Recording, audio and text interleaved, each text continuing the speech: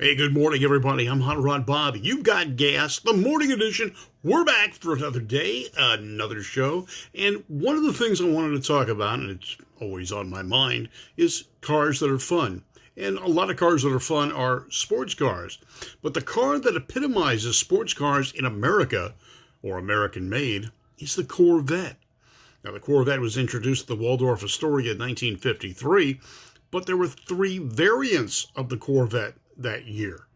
Now, a lot of them didn't make it. Well, two out of the three didn't make it. And a lot of people don't even remember that. But the original Nomad was based on the Corvette.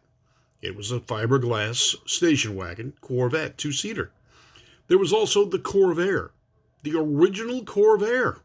Yes, it was a fastback Corvette. And I'll tell you what, I think that fastback would have been a bigger seller than the Roadster was. And, well, you know, Corvette almost died after that year, first introduction of the Corvette, because sales just weren't where they needed to be. Now, when the Corvette first came out, it had some of the things that were necessary for a prime sports car of the time. Like the Jaguars, it had a six-cylinder inline engine, about 150 horsepower. Not bad. Side draft carburetors. Cool. Had a catchy name, Blue Flame. The Corvette, well, you can get it any color you want as long as it's white. It had a red interior. It looked sporty. It had side curtains, just like a Jag Roadster, a MG, or a Triumph of the time. It had independent front suspension. That was cool. Of course, it was pirated from a sedan. It had cool styling. It really was a very exciting looking vehicle. It was made out of fiberglass, so it was relatively light in weight, except the frame was kind of bulky. But Generous Motors, in their infinite wisdom, tied that anemic six-cylinder to an automatic transmission. Well, what self-righteous engineer thought that a sports car deserved an automatic transmission? Couldn't get one in Jag. MGs didn't have them. Aston Martins didn't have them. There wasn't a sports car on the market when the Corvette was introduced that had an automatic transmission. Corvette nearly died that year.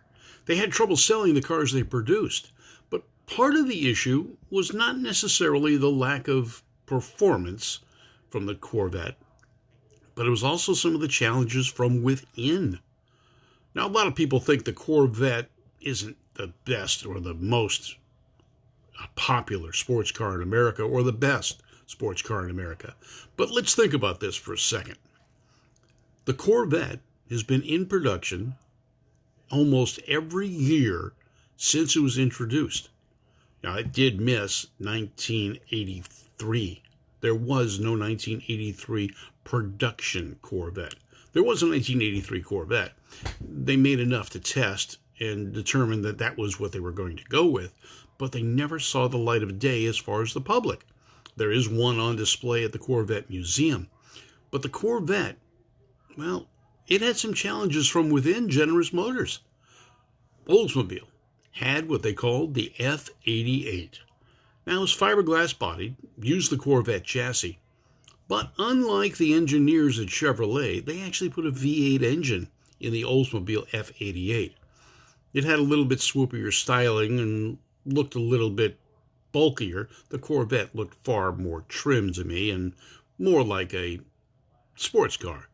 But Oldsmobile's market wasn't sports cars. They weren't catering to a younger audience. They weren't catering to the sporty type people. They were building stodgy sedans. Now, although the Olds 303 V8 is somewhat credited with starting the muscle car craze with big sedans, a sports car from Oldsmobile? No, never happened. It only was a prototype. Now, Pontiac, on the other hand, also came out with a challenge to the Corvette. It was called the Pontiac Bonneville Special. Now, it also used the same Corvette base body out of fiberglass and chassis, but they too were smart enough to put a V8 engine under the hood. Yeah, they bored out the 324, and it was cool. Well, that's the 324 was the Oldsmobile. They had a 355 rear end, so it was performance-oriented. Now, the Pontiac Bonneville was also unique in that it had a gull wing style window. The roof was plexiglass, and they opened up. Raphael, yes, the 1955 Corvette is cool, and they did finally put the V8 engine in there, but that was after Generous Motors killed off the Bonneville Special and the Olds F88. Now, they were cars based on the Corvette, no question about it. Pontiac, Oldsmobile, they could have pulled it off. They really could. But their market, well, it wasn't sports cars. So General Motors killed those sports car attempts very early on. Now, a lot of people will say, well, the Corvette really wasn't the best American sports car. Why, there was the Cobra. Well, yeah, there was the Cobra. The real Cobras were only produced for a few years and were based on a British design, the AC Ace. Carroll Shelby, hot rodder at heart, threw Ford V8 engines into these Cobras, or ACs, and made them formidable sports cars. But they were very limited in production. And the real Cobras, not the continuations that are still out there, were only produced for a few years. Shelby moved on to bigger and better things. Now, he tried producing his own sports car later on that was totally unique and didn't use anyone else's body. I got to be in that Series 1 Cobra, and it was an interesting looking car. It was well appointed. It used an Oldsmobile V8 engine. Yes, it did. The Olds Aurora V8 engine was turned longitudinally and set in the front of the new Cobra. It came out for a couple of years, and it was powerful. It sounded mean. I got to ride in the prototype of it, which was basically just a bare chassis. And it was a cool car, but again, it didn't last very long. Then there's the Dodge Viper. That was an exciting car.